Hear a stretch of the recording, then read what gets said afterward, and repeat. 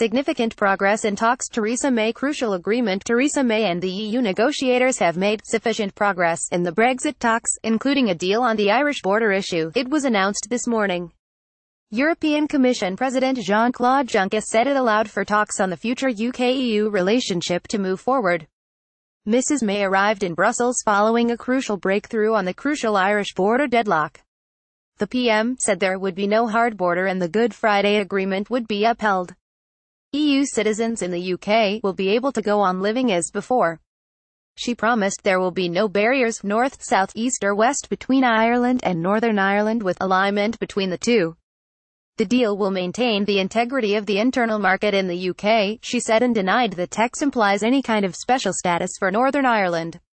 However, it has also emerged that the deal will allow citizens in Northern Ireland to retain their EU passports, effectively creating an element of the special status that prompted concerns elsewhere.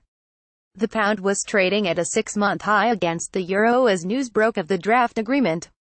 Mr. Juncker said, "Today's result is of course a compromise," adding that negotiations had been difficult for both the UK and the EU. The Irish Prime Minister Leo Varadkar stressed to the people of Northern Ireland that there was no hidden agenda in seeking a united Ireland without consent. The agreement paves the way for trade discussions next week.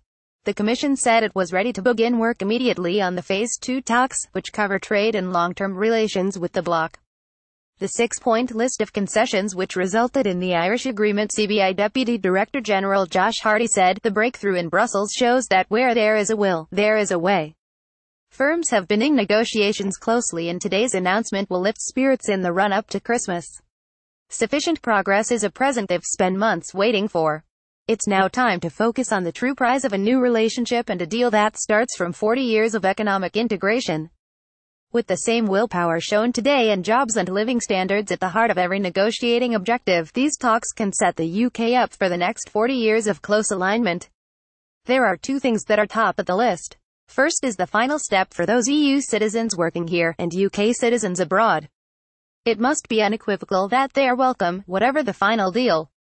This cannot be their second Christmas, where their rights are dependent on negotiations. Next is transition. Concrete assurances will build confidence and help firms across the UK and Europe to pause their contingency planning. Above all, the government has shown the impact of being determined to focus on securing a good Brexit for jobs. Discussions will continue to be tough, but today's progress shows that careless talk of walking away can be replaced by confidence that the UK can get a good deal. Steely determination in the national interest must always come first. Comment: Sturgeon's single market hopes dashed by Brexit deal. More follows. Share the news.